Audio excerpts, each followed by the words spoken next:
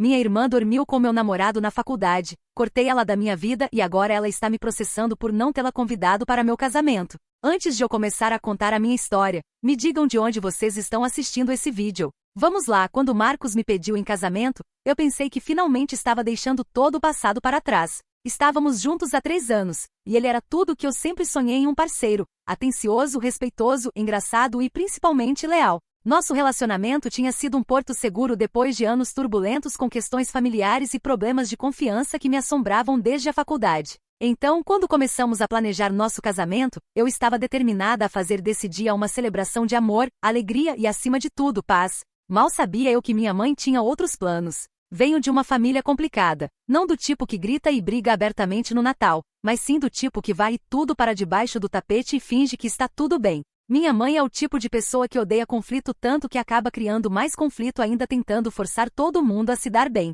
Ela usa chantagem emocional, lágrimas e manipulação, tudo em nome de manter a paz familiar. E toda essa situação começou por causa da minha irmã mais nova, Camila. Camila e eu éramos muito próximas quando éramos mais novas. Ela sempre foi a artística da família, pintava, tocava violão, escrevia poesias. Eu era mais a certinha, boa nas matérias, responsável, sempre seguindo as regras. Nossos pais sempre fizeram questão de dizer que nos amavam igualmente, mas era óbvio que Camila recebia um tipo diferente de atenção. Quando ela fazia algo errado, era criatividade ou espírito livre. Quando eu fazia, era irresponsabilidade. Mesmo assim, nós nos dávamos bem. Pelo menos eu achava que sim. Tudo mudou no meu último ano da faculdade. Eu estava namorando um cara chamado Rafael. Ele era meu primeiro amor de verdade, sabe? O tipo de relacionamento que você acha que vai durar para sempre. Namoramos por 2 anos e meio, e eu já estava até pensando que ele talvez me pedisse em casamento depois da formatura. Rafael era carismático, inteligente e estudava arquitetura. Todas as minhas amigas diziam que eu era sortuda por ter encontrado alguém assim tão jovem.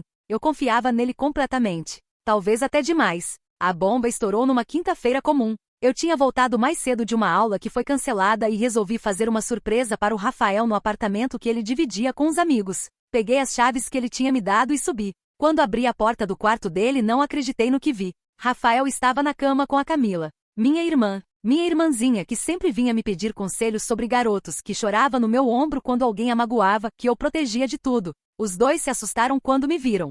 Rafael balbuciou alguma coisa sobre poder explicar. Camila só me olhou com aquela expressão que eu nunca vou esquecer. Não era vergonha, nem arrependimento. Era quase desafio. Eu não consegui falar nada. Simplesmente girei nos calcanhares e saí correndo dali. Passei 3 dias sem falar com ninguém. Matei aula, me tranquei no meu apartamento, chorava até não ter mais lágrimas. Minha roommate ficou preocupada e ameaçou chamar meus pais se eu não contasse o que tinha acontecido. Quando finalmente contei para ela, ela ficou em choque. Sua própria irmã? Como ela pôde fazer isso com você? Era exatamente a pergunta que não saía da minha cabeça. Rafael tentou me ligar umas 20 vezes. Mandou flores, apareceu na minha porta, implorou para conversarmos. Eu não queria nem olhar para a cara dele. Mas Camila não tentou entrar em contato nenhuma vez. Foi minha mãe quem me ligou no domingo, preocupada porque nenhuma de suas filhas estava atendendo o telefone. Filha, o que aconteceu? A Camila apareceu aqui em casa chorando, dizendo que vocês brigaram por causa de um mal-entendido com seu namorado.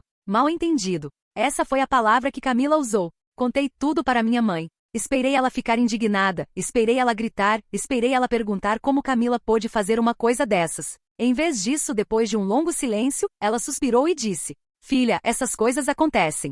Homens são complicados e sua irmã. Bem, vocês sabem como ela é impulsiva. Impulsiva. Como se trair a própria irmã fosse apenas um impulso. Mãe, ela dormiu com meu namorado. Não foi um beijo no momento de fraqueza. Foi uma escolha consciente de me trair. Não dramatize, querida. Vocês são irmãs. Isso vai passar. Naquele momento, algo se partiu dentro de mim. Não era só a traição da Camila, era perceber que minha própria mãe não via problema nenhum no que tinha acontecido. No dia seguinte, Camila finalmente me ligou. Pensei que talvez fosse para se desculpar, para explicar, para chorar e implorar perdão. Ela fez exatamente o oposto. Olha, eu sei que você está chateada, mas não foi nada pessoal. Essas coisas acontecem. Rafael e eu. Houve uma conexão. Uma conexão? Eu mal conseguia acreditar no que estava ouvindo. Camila, ele era meu namorado há 2 anos. E daí?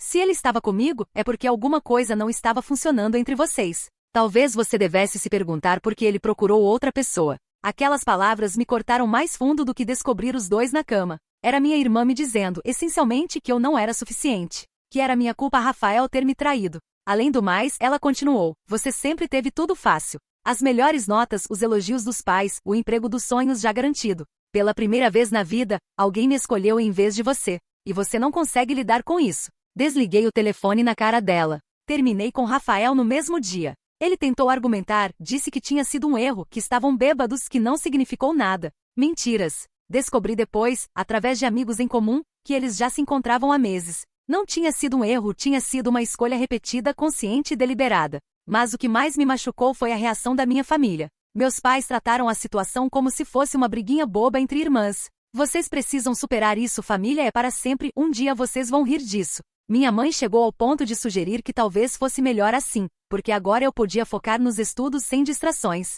Camila, por sua vez, começou a espalhar sua própria versão da história. Segundo ela, Rafael e eu já estávamos com problemas, eu era uma namorada controladora e possessiva, e o que aconteceu foi inevitável. Alguns primos e amigos da família compraram essa versão, outros simplesmente não quiseram se envolver. Foi quando tomei a decisão mais difícil da minha vida até aquele momento. Cortei Camila da minha vida completamente. Bloqueei ela de todas as redes sociais, mudei meu número de telefone, pedi para amigos em comum não falarem comigo sobre ela. Quando meus pais perguntavam, eu dizia simplesmente que não queria conversar sobre o assunto. Os meses seguintes foram dos mais difíceis que já vivi. Não era só a dor da traição, era a solidão de perceber que minha família não estava do meu lado. Era ter que reconstruir minha autoestima do zero, questionar cada relação que eu tinha, aprender a confiar de novo. Me formei, consegui um emprego em outra cidade e me mudei. Fisicamente e emocionalmente.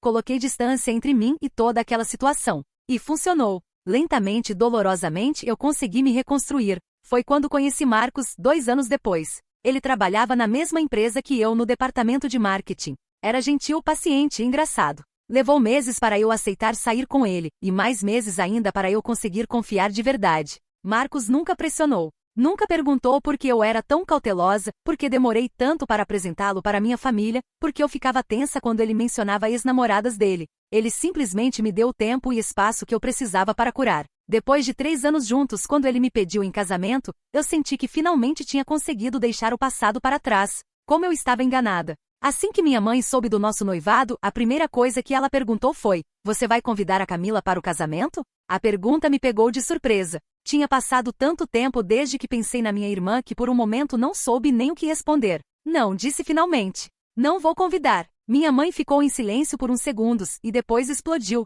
Como assim não vai convidar? Ela é sua irmã. É família. Era minha irmã. Agora ela é uma estranha que me traiu da pior forma possível. Isso foi há anos. Vocês eram praticamente crianças. Você não pode guardar rancor para sempre. Percebi que para minha mãe nada tinha mudado. Ela ainda via aquilo como uma briguinha que eu deveria superar. Mãe, ela dormiu com meu namorado e nunca se desculpou. Pelo contrário, disse que era culpa minha. Não é rancor, é autopreservação. Mas o que as pessoas vão pensar? Como vai parecer para a família se você deixar sua própria irmã de fora do seu casamento? Ali estava o que realmente importava para ela, as aparências. Marcos, que estava ouvindo a conversa, colocou a mão no meu ombro em apoio. Respirei fundo e disse: Mãe, meu casamento é sobre mim e o Marcos. Sobre celebrar nosso amor com pessoas que nos apoiam e nos querem bem. Camila não se encaixa nessa descrição. Achei que seria o fim da conversa. Era ingênua. Nas semanas seguintes, minha mãe começou uma verdadeira campanha. Ligava todos os dias insistindo no assunto. Mandava mensagens lembrando de momentos felizes que Camila e eu tivemos na infância. Chegou até a mandar fotos antigas nossas, como se isso fosse mudar alguma coisa. Pense na sua avó, ela dizia. Como vai ser doloroso para ela ver a família dividida. Ou, Camila mudou muito nesses anos. Ela cresceu, amadureceu. Ou ainda, e se ela vier de qualquer jeito? Você vai fazer um escândalo no seu próprio casamento? Cada ligação era mais desgastante que a anterior. Marcos sugeria que eu parasse de atender, mas ela era minha mãe. Eu ainda tinha esperança de que, de alguma forma, ela entenderia meu lado. A pressão aumentou quando outros membros da família começaram a se envolver. Tias, primos, até minha avó, todos aparentemente convencidos por minha mãe de que eu estava sendo teimosa e rancorosa. Recebi mensagens como: seria tão bonito ver vocês duas reconciliadas no seu dia especial, e tenho certeza de que Camila está arrependida. Mesmo que tenha orgulho demais para admitir. O pior foi quando meu tio, irmão da minha mãe, me ligou. Sua mãe está sofrendo muito com essa situação, ele disse. Você não acha que já sofreu o suficiente? Que talvez seja a hora de perdoar e seguir em frente. Tio, você sabe o que aconteceu? Sei sim. Foi uma situação infeliz, mas vocês eram jovens. Camila cometeu um erro. Não foi um erro. Foi uma escolha. Ela escolheu me trair, escolheu não se desculpar, e escolheu culpar a mim pelo que aconteceu. Mas família é família, querida. Essa frase, família é família, se tornou um mantra que todos usavam. Como se compartilhar DNA fosse uma desculpa para qualquer coisa, um passe livre para magoar e ser perdoado automaticamente. A situação chegou ao clímax 2 semanas antes do casamento. Minha mãe me ligou chorando, dizendo que não conseguiria comparecer ao casamento se Camila não fosse convidada. Não posso escolher entre minhas filhas, ela soluçava. Seria muito doloroso para mim estar lá sabendo que deixei uma das minhas filhas de fora. Senti como se tivesse levado um soco no estômago. Então você está me dando um ultimato? Ou eu convido Camila, ou você não vem. Não é um ultimato, eu só não conseguiria aproveitar sabendo que machuquei Camila. E eu? E os meus sentimentos? E o fato de que ter Camila lá arruinaria completamente meu dia? Você é mais forte, querida. Sempre foi. Camila é mais sensível. Mais sensível. A mulher que dormiu com meu namorado e depois me culpou por isso era sensível. Desliguei o telefone e chorei por 2 horas seguidas. Marcos me abraçou e disse baixinho: você não precisa escolher entre seu bem-estar e sua família. Se eles não conseguem respeitar seus limites, o problema não é seu. Naquela noite tomei uma decisão. Ia escrever uma carta para Camila. Não para me reconciliar, mas para deixar absolutamente claro porque ela não seria bem-vinda no meu casamento. Talvez, se ela entendesse a profundidade do que tinha feito, haveria uma chance pequena, mas real, de algum tipo de resolução. Passei horas escrevendo e reescrevendo. Queria ser clara, mas não cruel. Firme, mas não desrespeitosa. Na carta, expliquei como a traição dela não tinha afetado apenas meu relacionamento com Rafael, mas minha capacidade de confiar nas pessoas em geral. Como tinha me custado anos de terapia para conseguir me abrir novamente para o amor. Como que ela disse depois, culpando a mim pela traição, tinha sido tão doloroso quanto a traição em si. Expliquei que meu casamento era sobre celebrar amor, confiança e lealdade, valores que ela tinha pisoteado. Que não era sobre rancor, mas sobre me cercar de pessoas que genuinamente se importavam comigo. Terminei dizendo que se ela algum dia quisesse uma chance real de reconciliação, teria que começar com uma desculpa sincera e assumir a responsabilidade por suas ações. Mas que independentemente disso, meu casamento não seria o lugar para isso. Mandei a carta num sábado. Na segunda-feira meu telefone tocou. Era Camila. Recebi sua carta, disse ela, e pela voz eu já podia perceber que não seria a conversa que eu esperava. E aí? Perguntei, com o coração acelerado. Você está sendo ridícula. Isso tudo por causa de um namorado de faculdade? Você nem se casou com o cara. Senti meu estômago afundar. Camila, não é sobre o Rafael. É sobre você ter me traído. Todo mundo trai todo mundo de alguma forma. Você está sendo dramática. Todo mundo não dorme com o namorado da própria irmã. Olha, eu sinto muito se você se machucou, tá bem? Mas isso foi há anos. Você tem um noivo novo, eu tenho minha vida, por que não podemos apenas seguir em frente? Era isso. Esse era o pedido de desculpas dela. Sinto muito se você se machucou, como se ela não tivesse tido nada a ver com minha dor. Porque seguir em frente não significa fingir que nada aconteceu, respondi. Significa reconhecer o que aconteceu, assumir responsabilidade e trabalhar para reconstruir a confiança. Eu não posso voltar no tempo e desfazer o que fiz. O que mais você quer de mim? Quero que você admita que estava errada. Que você me machucou deliberadamente. Que você sabe que o que fez foi terrível e que você está genuinamente arrependida. Silêncio do outro lado da linha. Não vou ficar me humilhando por algo que aconteceu há anos por causa de um cara que nem importa mais. E ali estava minha resposta. Camila não tinha mudado nada. Para ela, eu ainda estava sendo dramática, ainda estava exagerando, ainda era minha culpa por não conseguir superar. Então acho que não temos nada mais a conversar. Você sabe que a mamãe não vai no seu casamento se você não me convidar, né? A ameaça explícita. Como se fosse culpa minha. Essa foi escolha dela, não minha. Desliguei o telefone e chorei mais um pouco. Mas dessa vez as lágrimas não eram apenas de tristeza, eram também de alívio. Pelo menos agora eu sabia com certeza que tinha tomado a decisão certa. No dia do casamento minha mãe apareceu. Tarde, de cara amarrada, vestindo preto como se fosse um funeral. Mas apareceu. Durante toda a cerimônia, ela ficou séria, quase carrancuda. Não sorriu nas fotos, mal falou comigo na recepção. Era óbvio que estava lá contra sua vontade, cumprindo algum tipo de obrigação maternal. Mas sabem de uma coisa? Não me importei. Pela primeira vez em anos eu estava cercada apenas por pessoas que me amavam de verdade, que respeitavam minhas escolhas, que queriam me ver feliz. Marcos estava radiante. Meus amigos se divertiram. As pessoas que realmente importavam estavam ali. E Camila não estava. E por isso eu consegui relaxar completamente. Durante a lua de mel, minha mãe me mandou algumas mensagens passivo-agressivas sobre como Camila estava arrasada por ter perdido meu casamento. Como ela tinha chorado vendo as fotos nas redes sociais, como eu tinha perdido uma oportunidade de reconciliação. Bloqueei ela por uma semana. Precisava de paz. Quando voltei da viagem, pensei que talvez as coisas se acalmassem, que minha família finalmente aceitaria minha decisão e seguiríamos em frente. Como eu estava enganada. A guerra estava apenas começando. 2 semanas depois que voltei da lua de mel, tudo explodiu de uma vez. Eu estava no trabalho quando recebi uma ligação da minha prima Letícia, filha da irmã da minha mãe. Não falávamos muito, mas sempre tivemos uma relação cordial. Oi, prima. Parabéns pelo casamento. Vi as fotos, ficou lindo. Obrigada, Lê. Como você está? Olha, eu não queria me meter, mas... Ela fez uma pausa. A Camila postou umas coisas no Instagram que... Bem, achei que você deveria saber. Meu estômago se contraiu. Que tipo de coisas? Ela fez uns stories falando sobre traição familiar, sobre como algumas pessoas nunca conseguem perdoar. Não citou seu nome, mas tá bem óbvio que é sobre você. Pedi para ela me mandar prints. O que vi me deixou furiosa. Camila tinha postado uma série de stories com frases do tipo: quando alguém que você ama decide que um erro do passado define quem você é para sempre e... É triste ver como algumas pessoas preferem guardar mágoa do que celebrar o amor em família. Mas o que mais me irritou foi o último story, uma foto nossa de quando éramos crianças, brincando no quintal da nossa avó com a legenda: saudades de quando éramos realmente irmãs. Era manipulação pura. Ela estava publicamente se colocando como vítima, fazendo parecer que eu era uma pessoa rancorosa que guardava raiva por um erro do passado. Liguei para minha mãe imediatamente. Mãe, você viu o que a Camila postou? Vi, e ela tem razão em estar magoada. Ela tem razão? Eu mal consegui acreditar. Mãe, ela está mentindo publicamente sobre a situação.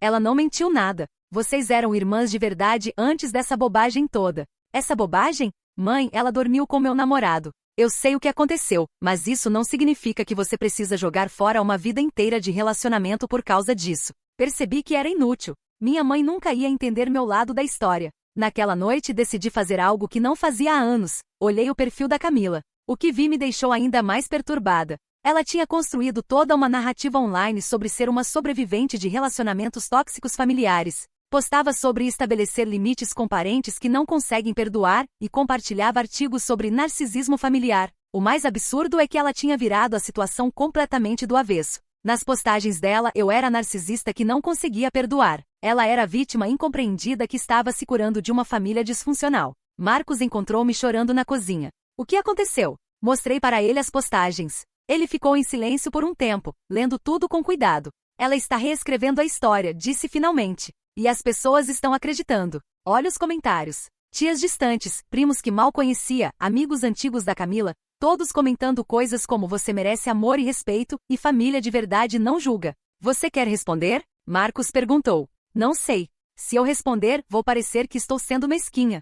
Se não responder, parece que concordo com a versão dela. Ou você pode simplesmente viver sua vida e deixar que as pessoas que realmente te conhecem tirem suas próprias conclusões. Ele tinha razão, mas era mais fácil falar do que fazer. Nos dias seguintes, comecei a receber mensagens de parentes que não falavam comigo há anos. Alguns eram sutis, perguntando como eu estava e sugerindo que talvez fosse hora de fazer as pazes com Camila. Outros eram mais diretos. Minha tia Vera me ligou. Filha, vi as postagens da Camila. Que situação triste. Vocês duas eram tão próximas. Tia, você sabe o que aconteceu entre nós? Sei que vocês brigaram por causa de um namorado na faculdade. Mas isso foi há tanto tempo. Ela não te contou os detalhes? Contou que houve um mal-entendido, que ela se envolveu com um ex seu sem saber que vocês ainda tinham algo sério. Ex meu. Mal-entendido. Sem saber que era sério. Camila tinha mentido para toda a família. Tia, Rafael não era meu ex. Era meu namorado há 2 anos. E Camila sabia muito bem disso porque ela mesma me ajudou a escolher o presente de aniversário de namoro dele 1 mês antes de eu descobrir os dois na cama.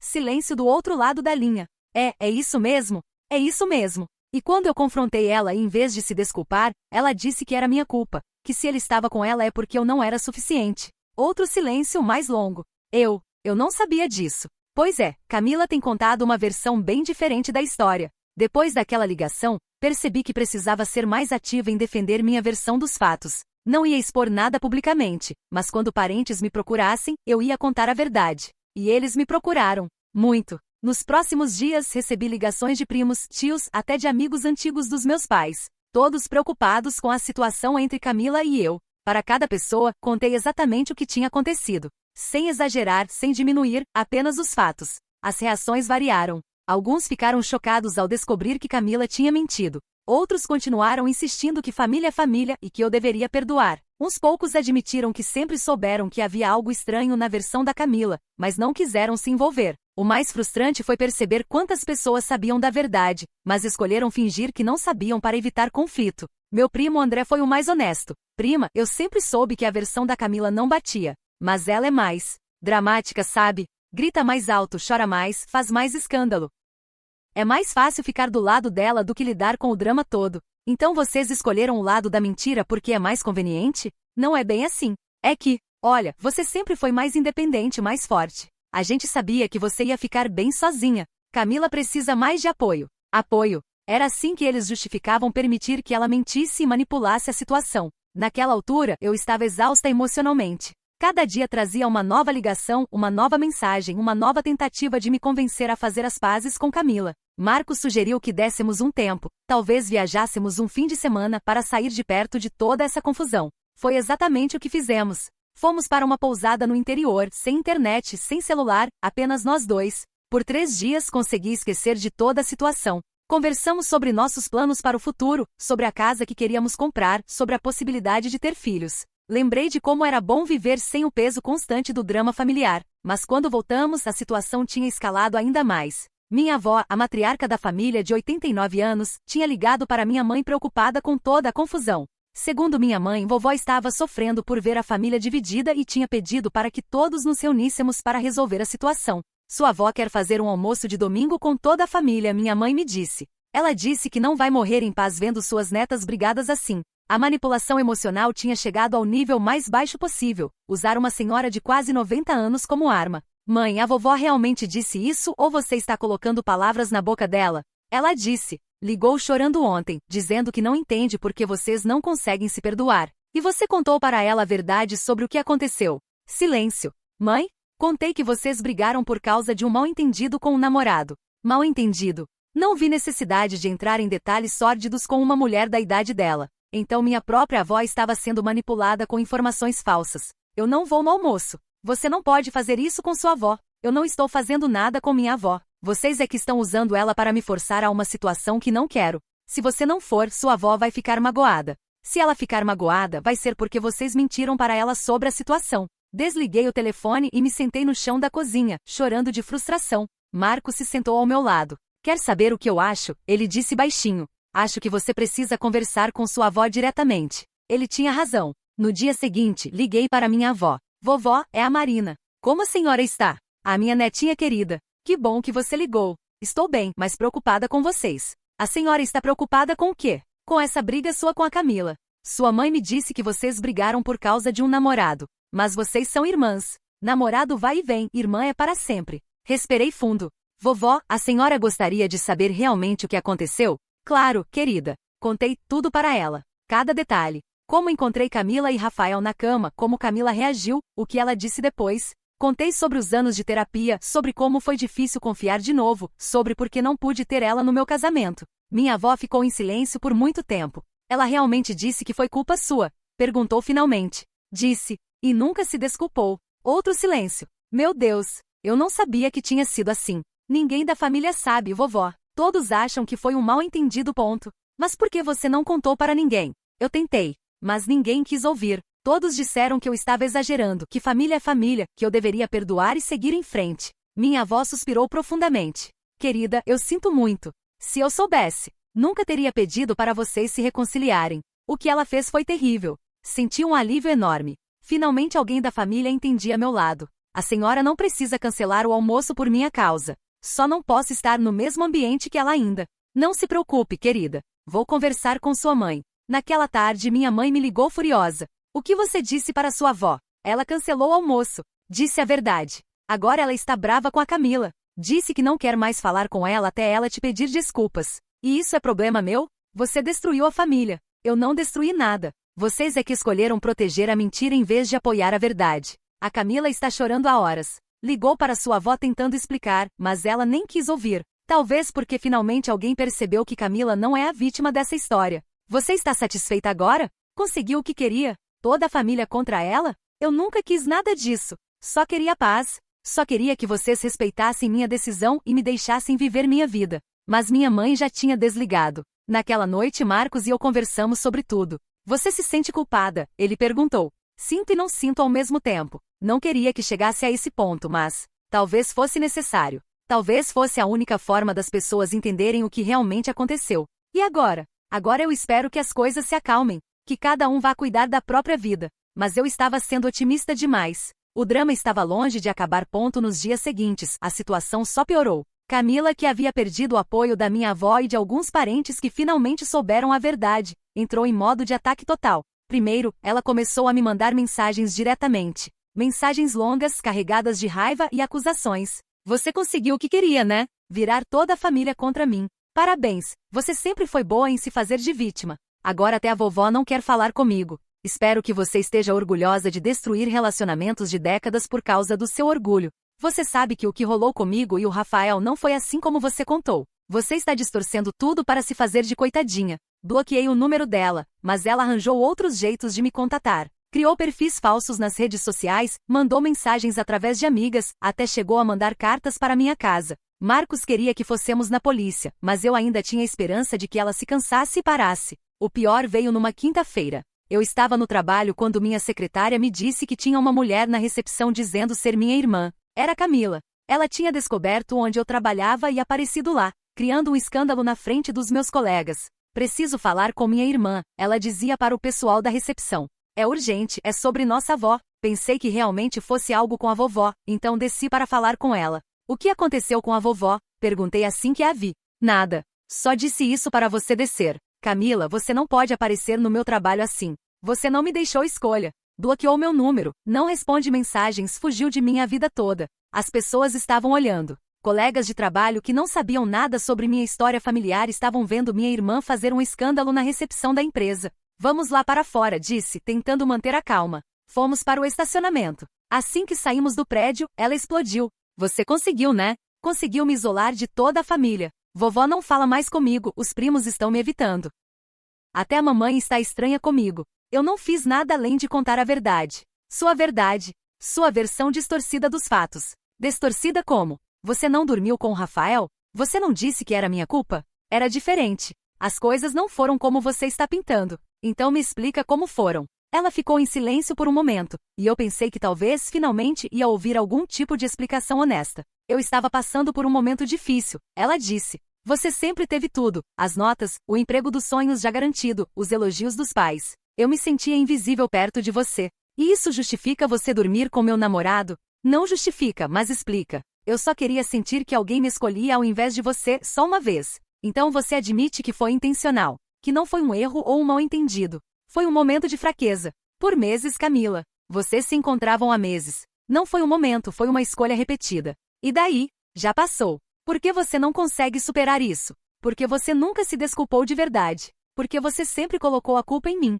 Porque até hoje você está tentando minimizar o que fez. Eu estou tentando te dar uma chance de reconciliação. Reconciliação? Você apareceu no meu trabalho gritando comigo. Isso é reconciliação? Eu não tinha outro jeito de falar com você. Você tinha sim. Podia começar com um pedido de desculpa sincero. Assumir responsabilidade pelo que fez. Mostrar que mudou de verdade. Eu não vou me humilhar para você se sentir superior. E ali estava. A verdadeira Camila. Para ela, se desculpar era se humilhar. Assumir culpa era me deixar superior? Então não temos nada para conversar. Eu não vou desistir. Ela disse quando comecei a me afastar. Você não vai conseguir me apagar da família para sempre. Voltei para o escritório abalada. Meu chefe me chamou para conversar, preocupado com o que tinha acontecido. Está tudo bem, Marina? Sua irmã parecia bastante alterada. Tive que explicar que tínhamos alguns problemas familiares e que ela não deveria ter vindo ao trabalho. Ele foi compreensivo, mas percebi que a situação estava afetando minha vida profissional também. Naquela noite, liguei para Marcos no meio de um ataque de pânico.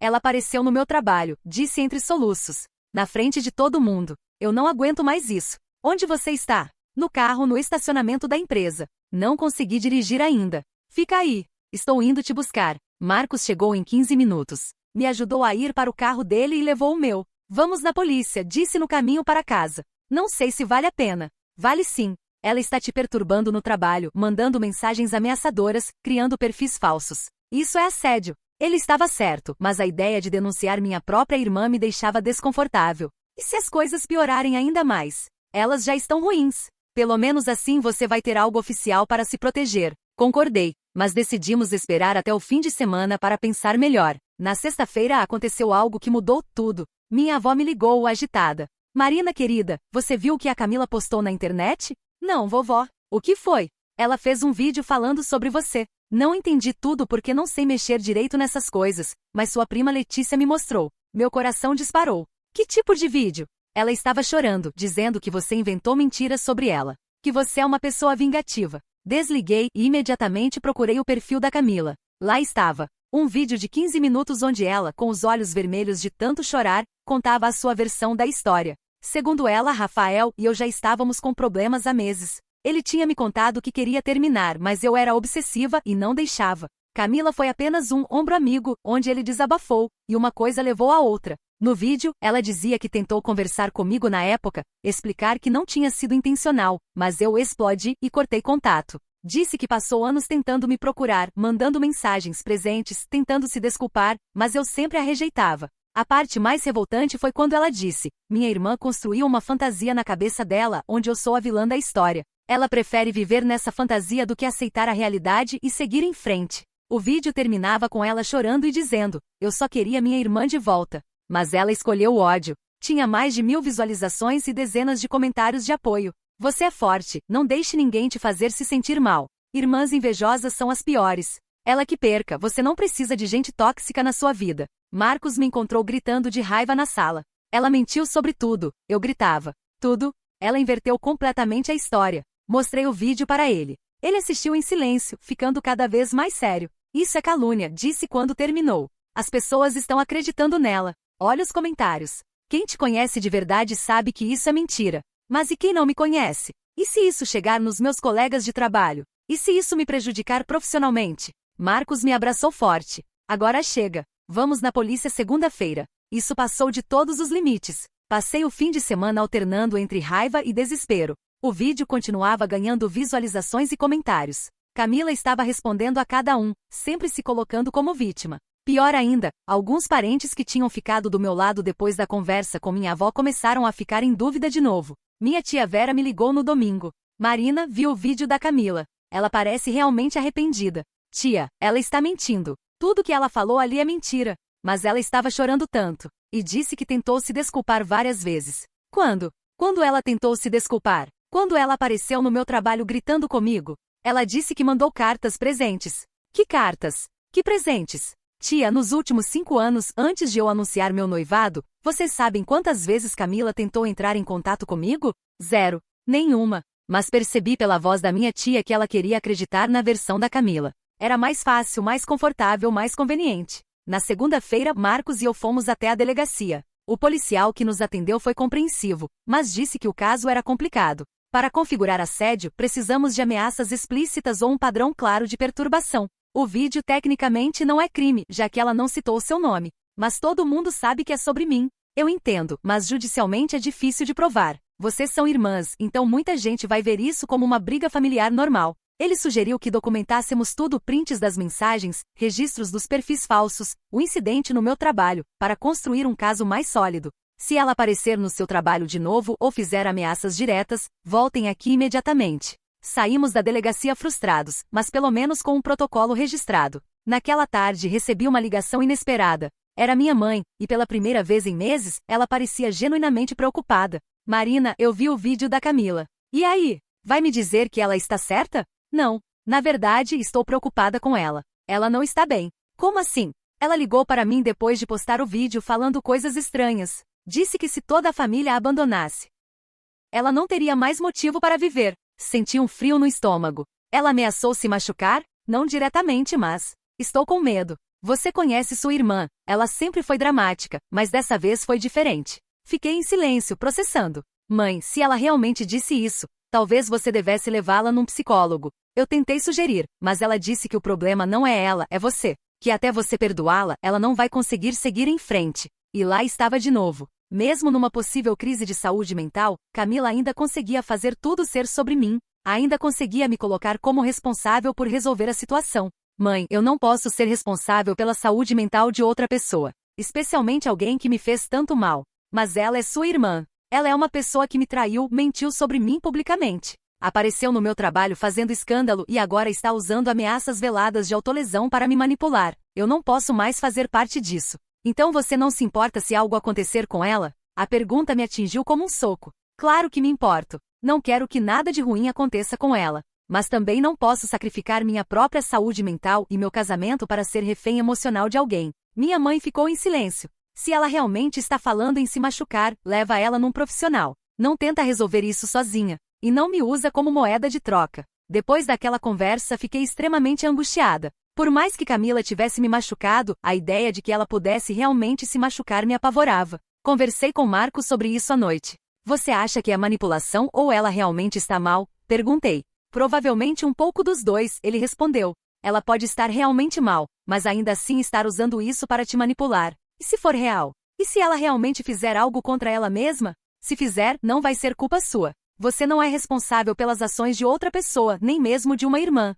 Racionalmente, eu sabia que ele estava certo. Emocionalmente, era muito mais complicado. Na terça-feira, a situação escalou de novo. Camila postou outro vídeo. Dessa vez, ela estava visivelmente perturbada, com olheiras profundas, cabelo desarrumado, falando de forma desconexa. Eu não aguento mais, ela dizia no vídeo. Perdi minha família, perdi minha irmã, perdi todo mundo que eu amo por causa de um erro que cometi há anos. Às vezes eu penso se vale a pena continuar tentando. O vídeo era claramente um grito de socorro, mas também uma manipulação pública. Ela estava forçando a situação ao ponto onde eu teria que reagir ou parecer uma pessoa sem coração. Os comentários foram imediatos. Procura ajuda profissional. Não faz nada contra você mesma. Sua irmã não vale sua vida. Algumas pessoas que aparentemente me conheciam pelas redes sociais começaram a me marcar nos comentários. @Marina_Silva, sua irmã precisa de você.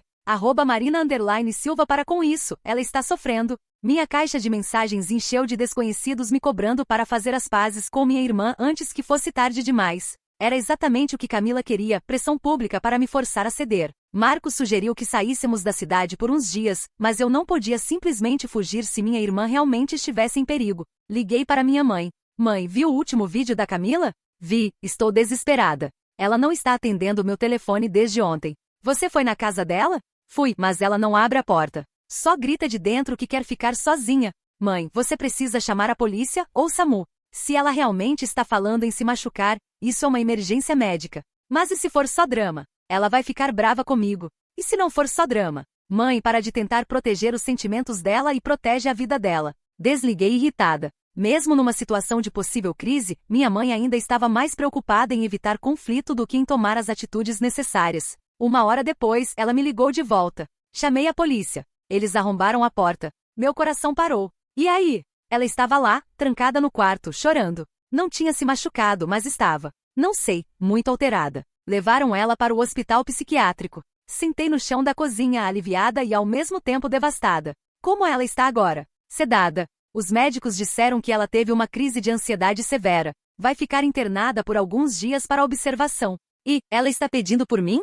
Está. Não para de repetir seu nome. Os médicos perguntaram se você pode visitar. Fechei os olhos, sentindo o peso da decisão que teria que tomar. Fiquei em silêncio por quase 1 minuto, processando o que minha mãe tinha acabado de me contar. Os médicos realmente acham que minha visita vai ajudar? Perguntei finalmente. Eles disseram que ela está muito agitada e que talvez ver você a acalmasse. Mas, eles também disseram que você não é obrigada a nada. Preciso pensar. Marina, por favor. Ela é sua irmã. Independente do que aconteceu entre vocês, ela precisa de você agora. Desliguei sem responder e me sentei no sofá, completamente perdida. Marcos chegou do trabalho 1 hora depois e me encontrou ainda no mesmo lugar, olhando para a parede. O que aconteceu? Contei tudo. Ele ouviu em silêncio, sentado ao meu lado. Você quer ir? Perguntou quando terminei. Não sei. Parte de mim sente que é minha obrigação. Ela é minha irmã, está internada, pedindo por mim. E a outra parte? A outra parte sabe que isso pode ser exatamente o que ela queria desde o início. Me forçar a uma situação onde eu não posso recusar sem parecer cruel.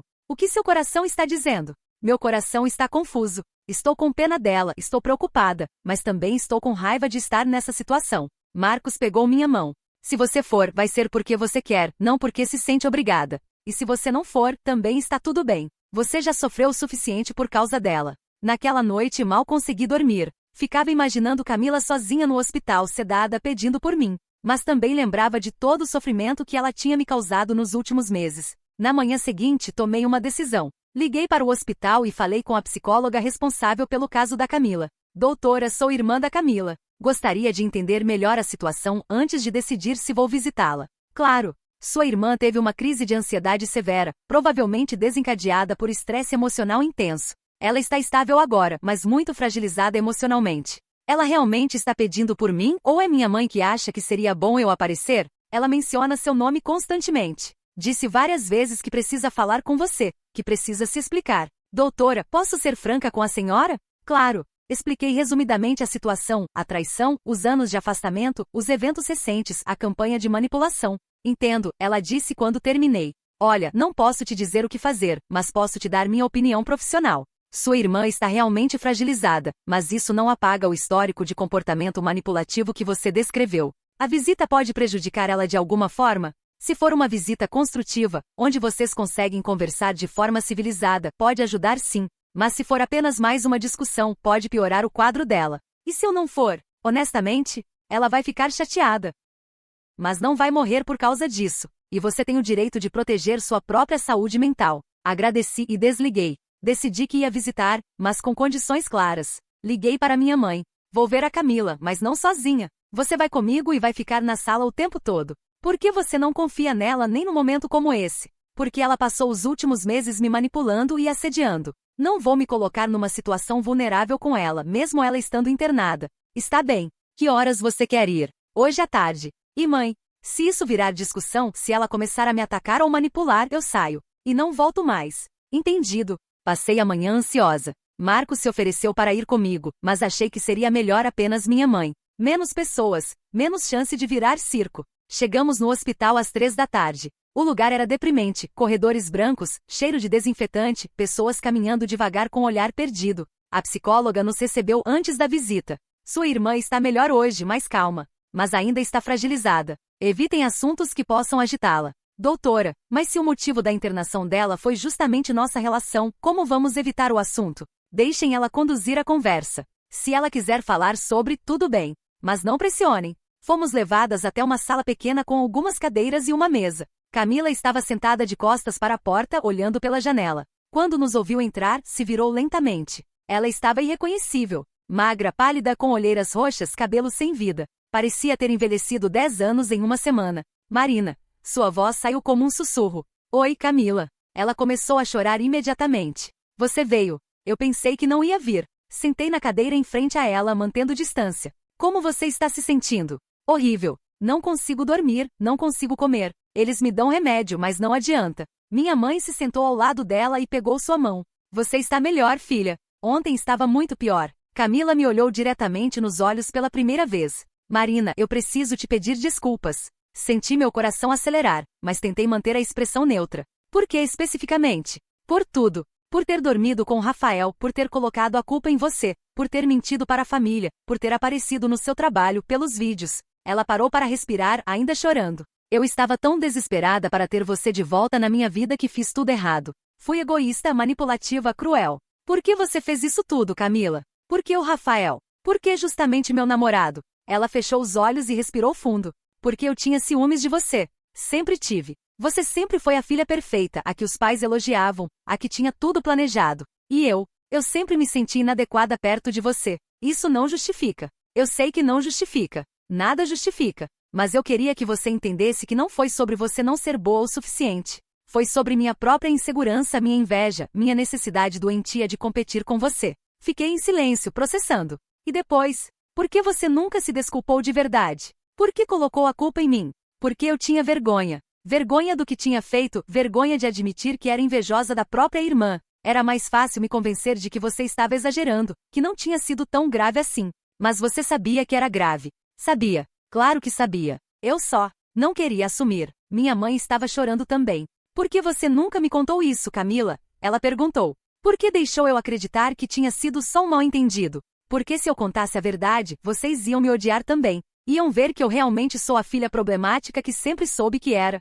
Senti uma pontada de tristeza. Por mais que ela tivesse me machucado profundamente, ver minha irmã tão quebrada, tão perdida me tocou. Camila, por que você acha que é problemática? Porque eu sou. Olha onde estou. Olha o que eu fiz. Destruí minha família por inveja e egoísmo. Você não destruiu a família. Você cometeu erros graves, mas isso não te define como pessoa. Ela me olhou com surpresa. Você não me odeia? Eu te odiei sim, por muito tempo. Mas agora eu só me sinto triste. Triste por tudo que aconteceu, por todo o tempo que perdemos, por todo o sofrimento desnecessário. Você consegue me perdoar? A pergunta que eu tinha medo que ela fizesse. Camila, perdoar não é um interruptor que você liga e desliga. É um processo. E esse processo precisa de tempo, de mudanças reais, de reconstrução de confiança. O que isso significa? Significa que não posso te dar uma resposta agora. Significa que se você realmente quer uma chance de reconciliação, vai ter que provar através de ações, não de palavras, que mudou. Como? Primeiro, tratando essa questão de saúde mental. Fazendo terapia, entendendo por que você age de forma manipulativa quando não consegue o que quer. Ela sentiu. Segundo, parando com as mentiras. Se alguém te perguntar sobre nossa história, conta a verdade. A verdade completa. Vou fazer isso. E terceiro, me dando tempo e espaço. Sem mensagens, sem aparições, sem pressão. Se eu quiser conversar com você, eu entro em contato. E se você nunca quiser? Essa é uma possibilidade que você vai ter que aceitar. Ela ficou em silêncio por um longo tempo. Marina, você acha que um dia nós podemos ser irmãs de novo? Olhei para ela, magra, fragilizada, mas pela primeira vez em anos parecendo genuinamente arrependida. Não sei, Camila. Honestly, não sei. O que você fez mudou algo fundamental em mim. Quebrou algo que talvez nunca se conserte completamente. Mas existe uma chance? Se você realmente mudar, se realmente fizer o trabalho de se tornar uma pessoa melhor, se conseguir entender a profundidade do que fez. Talvez. Uma chance pequena, mas talvez. Ela sorriu pela primeira vez desde que chegamos. É mais do que eu mereço. É mais do que você merece hoje. Mas as pessoas podem mudar, Camila. Se você realmente quiser. Ficamos mais alguns minutos conversando sobre coisas menores. Como ela estava se alimentando, quando teria alta, se estava gostando da terapia. Quando nos levantamos para ir embora, ela me abraçou. Foi um abraço hesitante, quase perguntando permissão. Obrigada por ter vindo, ela murmurou no meu ouvido. Fica bem, Camila. No carro, minha mãe estava emocionada. Você foi incrível lá dentro. Firme, mas gentil. Não sei se fiz a coisa certa. Por quê? Porque talvez eu tenha dado uma esperança que não deveria dar. Você acha que ela não vai mudar? Mãe, mudar de verdade é muito difícil. Principalmente quando se trata de padrões de comportamento que existem há anos. Camila pode ter a melhor das intenções agora, mas quando sair do hospital, quando a vida voltar ao normal, você acha que ela vai voltar a te perseguir? Não sei. Espero que não. Mas também não vou ficar esperando para descobrir. O que isso significa? Significa que vou continuar vivendo minha vida. Se ela realmente mudar, ótimo. Se não mudar, pelo menos agora eu sei que tentei. Marcos estava me esperando em casa, ansioso para saber como tinha sido. Contei tudo para ele. Como você se sente? Ele perguntou. Aliviada principalmente. Pela primeira vez em meses, tive uma conversa civilizada com ela. Ela assumiu responsabilidade pelo que fez. Mas não apaga tudo o que aconteceu. Não muda o fato de que ela me perseguiu por meses, mentiu publicamente sobre mim, apareceu no meu trabalho. Você acha que foi manipulação? Não sei. Acho que foi uma mistura. Ela estava realmente mal, mas também usou essa condição para me forçar a vê-la.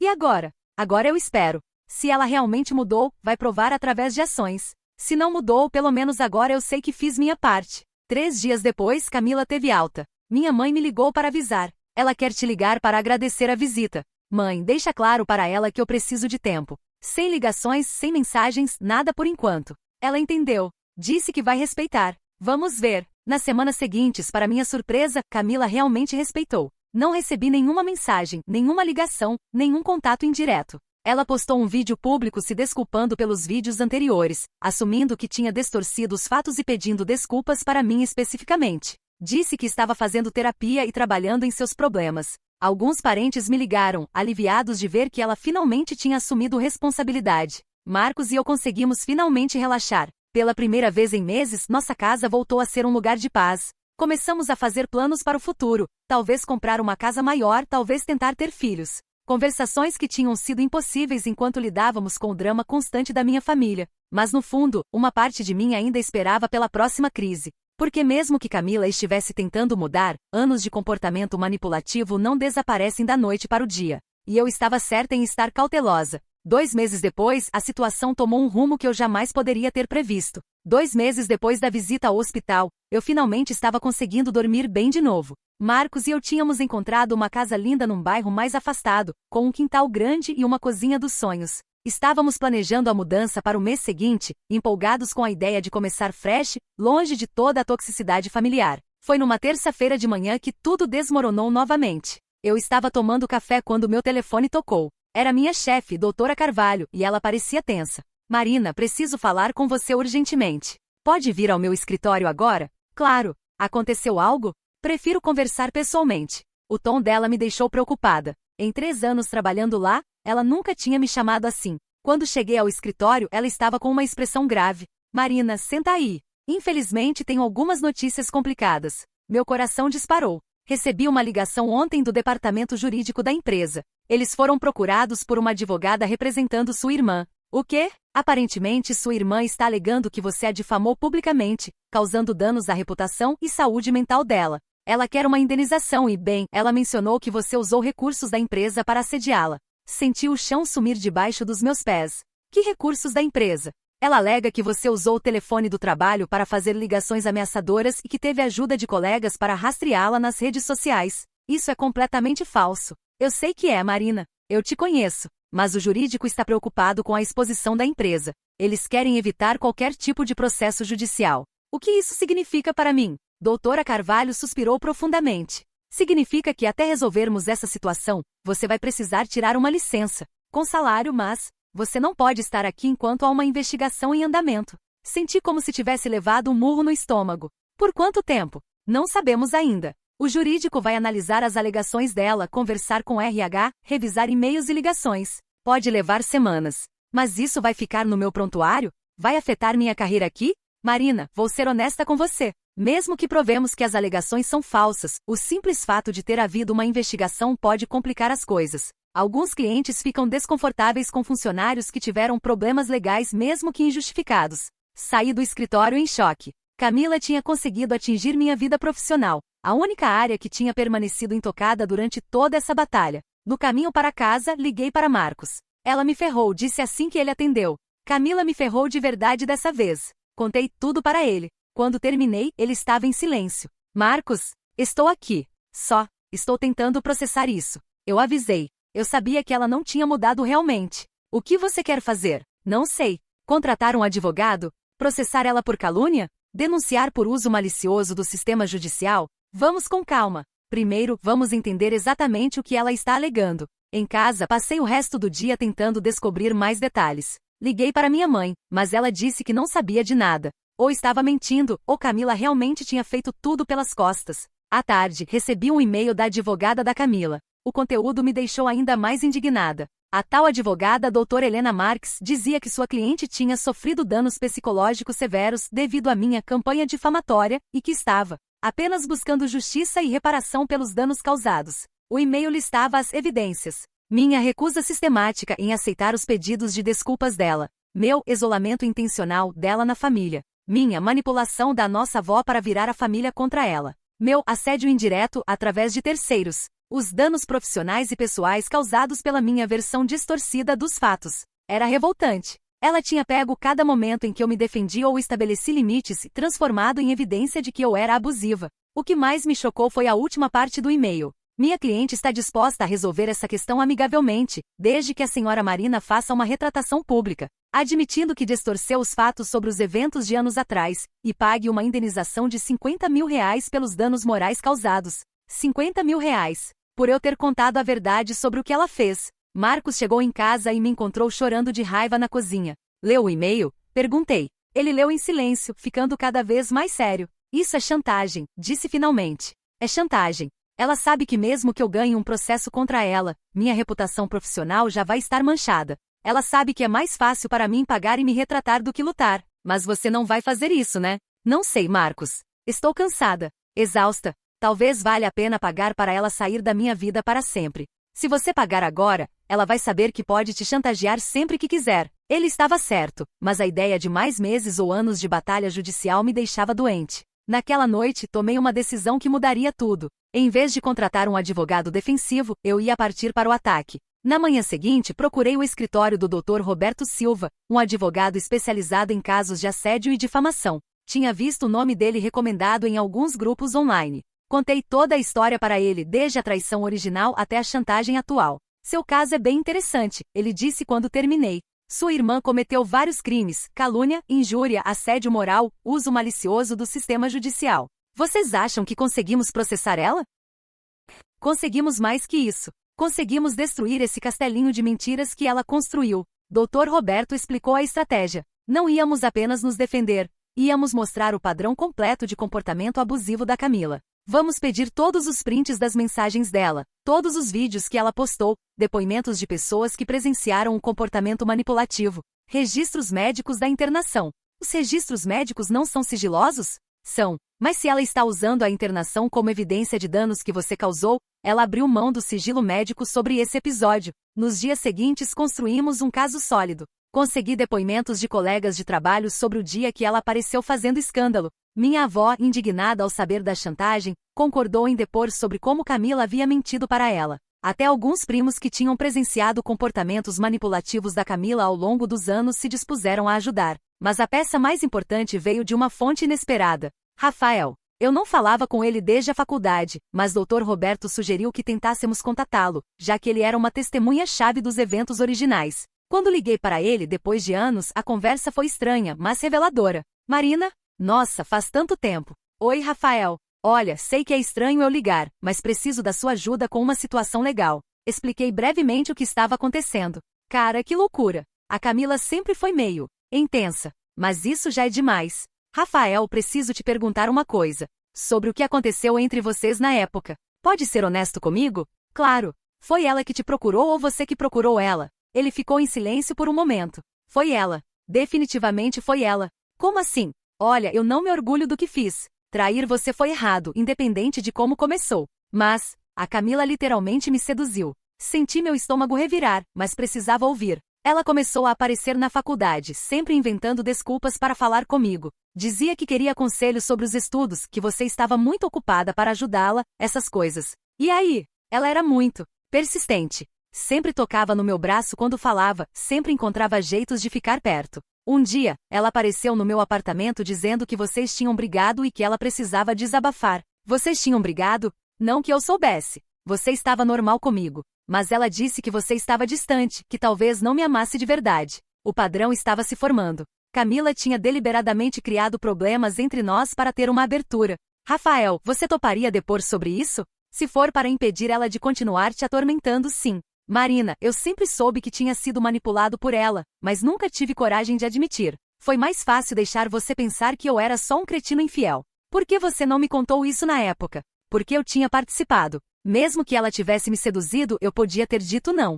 Podia ter contado para você. Eu estava com vergonha e, bem, eu realmente gostava da atenção que ela me dava. Pelo menos ele estava sendo honesto agora. Com o depoimento do Rafael, nosso caso ficou ainda mais forte. Conseguimos mostrar que Camila tinha um padrão histórico de comportamento manipulativo e predatório. Dr. Roberto apresentou uma contradenúncia devastadora. Não apenas negamos todas as alegações dela, como a acusamos de calúnia e injúria pelos vídeos mentirosos, assédio moral pela perseguição online e offline, danos morais pelo impacto na minha carreira, uso malicioso do sistema judicial pela tentativa de chantagem, e pedimos R$200 mil de indenização. Quando a advogada da Camila recebeu nossa contradenúncia, ligou imediatamente para Dr. Roberto tentando negociar. Ela quer retirar a denúncia dela se vocês retirarem a de vocês, ele me contou. E aí? Aceita? Eu recomendo que não. Sua irmã precisa aprender que ações têm consequências. Concordei. Estava cansada de deixar Camila escapar impune. O processo correu rapidamente.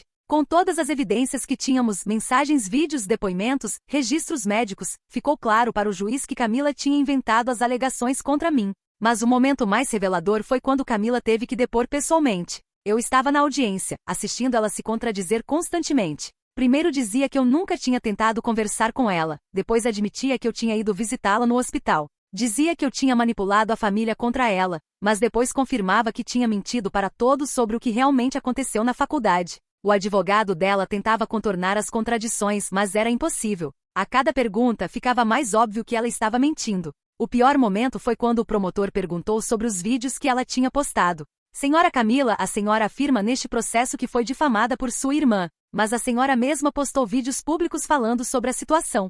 Como a senhora explica isso? Eu estava defendendo minha versão dos fatos. Mas segundo os depoimentos aqui apresentados, sua versão dos fatos era falsa. A senhora sabia disso quando postou os vídeos? Camila ficou em silêncio por quase 1 minuto. Cada pessoa tem sua versão da verdade. Senhora Camila, verdade não é questão de opinião. Ou a senhora dormiu com o namorado de sua irmã sabendo que eles estavam juntos, ou não dormiu. Qual é a resposta? Eu dormi, mas... E a senhora culpou sua irmã pela traição na época. Eu estava magoada. Isso é um sim ou um não? Sim. Então a senhora admite que mentiu nos vídeos quando disse que tentou se desculpar várias vezes ao longo dos anos? Foi doloroso assistir. Por mais que ela tivesse me machucado, ver minha irmã se desmoronando publicamente não me deu prazer. O juiz foi claro na sentença. Não apenas negou todas as alegações de Camila contra mim, como a condenou por calúnia, injúria e uso malicioso do sistema judicial. A indenização que ela teria que me pagar foi de R$ 150 mil, além de fazer uma retratação pública e pagar todas as custas do processo. Mas mais importante que o dinheiro foi a validação. Oficialmente e legalmente ficou provado que eu tinha sido vítima, não agressor. Minha empresa imediatamente me reintegrou e se desculpou pelo transtorno. Meu chefe até sugeriu uma promoção como forma de reparar o constrangimento. Camila tentou apelar da decisão, mas o recurso foi negado. A sentença foi final. Nos meses seguintes, nossa família lentamente se reorganizou com base na verdade. Minha mãe, finalmente confrontada com evidências legais irrefutáveis do comportamento da Camila, se desculpou comigo pela primeira vez. Marina, eu não sabia que era tão grave assim. Eu achei que vocês duas estavam exagerando, cada uma do seu lado. Mãe, eu tentei te contar a verdade várias vezes. Eu sei. E eu não quis ouvir porque era mais fácil acreditar que era só uma briga entre irmãs. Porque se fosse verdade o que você estava dizendo, significava que eu tinha falhado como mãe. Você não falhou. Camila fez escolhas ruins. Mas eu deixei ela continuar fazendo essas escolhas. Eu a protegi das consequências durante anos. Foi a primeira conversa real que tivemos em muito tempo. Camila, por sua vez, desapareceu. Depois da sentença, ela saiu da cidade. Soubemos depois que foi morar com os parentes distantes em outro estado. Ela nunca pagou a indenização, não tinha dinheiro. Mas a retratação pública foi feita grudenta, admitindo que tinha mentido sobre mim e pedindo desculpas pelos danos causados. Minha avó, que estava com quase 90 anos, teve uma conversa comigo antes de Camila partir. Marina querida, eu queria te pedir perdão. Por quê, vovó? Por ter acreditado nas mentiras dela. Por ter te pressionado a se reconciliar sem conhecer os fatos. A senhora não sabia. Eu deveria ter perguntado. Deveria ter ouvido seu lado da história antes de formar uma opinião. Está tudo bem, vovó. Você me perdoa? Claro que perdoo. A senhora foi manipulada também. Ela sorriu e me abraçou. Você é uma mulher forte, Marina. Mais forte que eu jamais imaginei. 2 anos depois, Marcos e eu nos mudamos para a nossa casa nova. Tivemos nossa primeira filha, Isabela, uma bebezinha linda e saudável. Minha mãe se tornou a avó mais dedicada do mundo, como se estivesse tentando compensar os anos de drama familiar. Às vezes ela me pergunta se sinto falta de Camila, especialmente agora que tenho uma filha. A resposta é complexa. Sinto falta da irmã que eu achava que tinha. Sinto falta da relação que eu achava que tínhamos. Mas não sinto falta da pessoa que Camila realmente era. Camila nunca tentou entrar em contato depois da sentença. Talvez tenha finalmente entendido que havia perdido qualquer chance de reconciliação. Talvez esteja em terapia, realmente trabalhando seus problemas. Talvez tenha encontrado outras pessoas para manipular. Sinceramente, não me importo mais. Escolhi minha paz. Escolhi minha família, Marcos, Isabela, minha mãe, minha avó, os amigos que me apoiaram durante toda essa batalha. Olhando para trás, não mudaria nada. Cada momento doloroso, cada confronto, cada lágrima me trouxe até aqui. Me ensinou a estabelecer limites, a valorizar pessoas genuínas, a não aceitar menos do que mereço. Às vezes à noite, quando estou amamentando Isabela, penso no que diria para minha filha se ela um dia passasse por algo similar. Diria que família não é apenas sangue. Família é quem te ama, te respeita e te apoia. Família é quem fica ao seu lado quando as coisas ficam difíceis, não quem cria dificuldades na sua vida. Diria que perdoar não significa aceitar comportamento abusivo. Que ter limites não é ser cruel. Que escolher sua própria saúde mental não é egoísmo. E diria que às vezes a melhor forma de amar alguém é deixá-lo enfrentar as consequências de suas escolhas, mesmo quando isso dói. Marcos sempre diz que essa experiência me tornou uma pessoa mais forte e mais sábia. Talvez ele esteja certo. Mas principalmente me ensinou algo que levarei para sempre. Algumas pessoas vêm à nossa vida para nos ensinar o que não aceitar, para nos mostrar nossos próprios limites, para nos forçar a crescer. Camila foi essa pessoa para mim. E agora finalmente posso dizer que estou em paz com isso. Isabela mexe em meus braços, abrindo os olhinhos escuros que herdou do pai. Sorriu para ela, sabendo que vou criar uma filha que saberá seu próprio valor, que não vai aceitar ser tratada com desrespeito, que vai ter a coragem de escolher sua própria felicidade acima de tudo. Essa é minha vitória final sobre todo o drama familiar. Não foi a vingança que me deu paz, foi a decisão de construir uma vida melhor, mais autêntica, mais feliz. E essa vida está apenas começando.